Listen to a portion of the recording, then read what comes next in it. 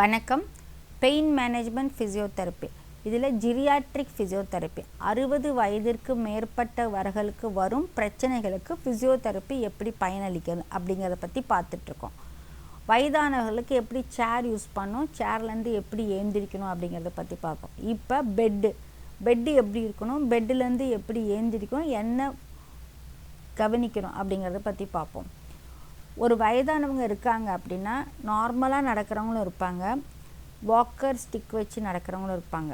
So இல்லை paralysis மாதிரி இருப்பாங்க, இல்லை பார்க்கின்சன் ப்ராப்ளம் இருக்கிற மாதிரி இருப்பாங்க, இல்லாட்டி மறதி பிரச்சனை, டிம்னிஷியா அந்த மாதிரி இருப்பாங்க. ஸோ 60 வயதுக்கு மேற்பட்டவர்களுக்கு இதுவும் இருக்கும். சில பேருக்கு பிபி ஹையாக இருக்கும், லோ சுகராக இருக்கும், இந்த மாதிரி தைராய்டு பிரச்சனைகள்லாம் இருக்கும்.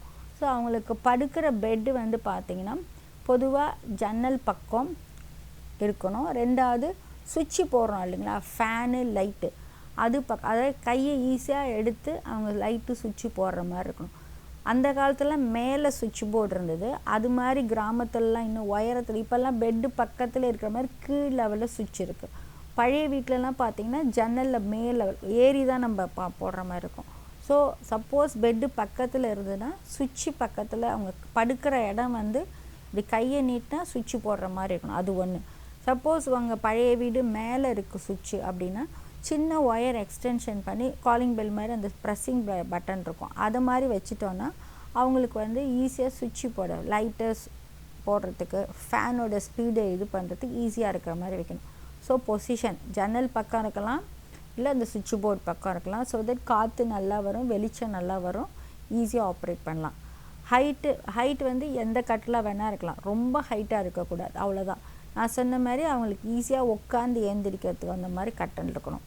கட்டிலில் சுற்றி அந்த மெடிக்கல் இதிலலாம் பார்த்துருப்பீங்க, இரும்பு கட்டில் சைடில் ஃப்ரேம் இருக்கும். இந்த ஃப்ரேம் இருக்கிற மாதிரி இல்லை ஃப்ரேம் வேணும்னா போட்டு எடுக்கிற மாதிரி கட்டில். இப்போ பெட்ரிடன் பேஷண்ட்டாக இருக்காங்க, இல்லை ரொம்ப க்ரானிக் பேஷண்ட்டாக இருக்காங்கன்னா ஹாஸ்பிட்டல்லாம் பார்த்திங்கன்னா சைடில் ஃப்ரேம் இருக்கும். அந்த ஃப்ரேம் அட்ஜஸ்ட் வேணா எடுத்துக்கலாம், வேண்டாட்டு எடுத்துக்கலாம். இது டேர்ன் பண்ணுவாங்க சில பேர் சைக்கலாஜிக்கல் ப்ராப்ளம் இருக்கும், சரியாக தூங்க மாட்டாங்க, தூக்கத்தில் பிறழுவாங்க. அவங்க கீழே விழாமல் இருக்குன்னா அவங்க தூங்கினப்புறம் அந்த ஃப்ரேம் போடுற மாதிரி இருக்கும். மற்றபடி சாதா கட்டில் இருக்கலாம். அகலம் ஜாஸ்தி இருக்கணும், ஏன்னா அவங்க உருள்றதுக்கு ஈஸியாக இருக்கணும். சில பேர் ஓரத்தில் படுத்து விழுந்துருவாங்க, கனவுகள் இல்லை மருந்து சாப்பிட்டு டேர்ன் பண்ணி விழுந்துருவாங்க. ஸோ அதனால் கொஞ்சம் அகலம் ஜாஸ்தி இருந்ததுன்னா டேர்ன் பண்ணால் விழாத மாதிரி இருக்கும்.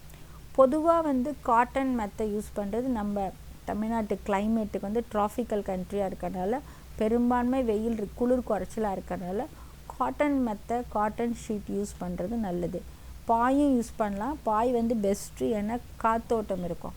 அடுத்தது காட்டன் மெத்தை, ஃபோம், குஷன், ஈஸி சேர், அப்புறம் இந்த நிறைய வைக்கிறதுங்க சிந்தட்டிக் மெட்டீரியல் யூஸ் பண்ணுறது ஹீட் ப்ரொடியூஸ் ஆகும். ஆல்ரெடி நம்ம வெப்பமண்டலத்தில் இருக்கோம், காத்தோட்டம் இல்லாத மாதிரி இருக்கிறனால உங்களுக்கு காட்டன், சில்க் காட்டன், இலவம் பஞ்சு மெத்தை ரொம்ப உயரமாக பெருசாக இருக்கணும் இல்லை, அவங்க படுத்தா அவங்க முதுகு வலி இல்லாமல் எலும்பு குத்தாமல் இருந்தால் சின்ன உயரமான காட்டன் பண்ணால் போதும்.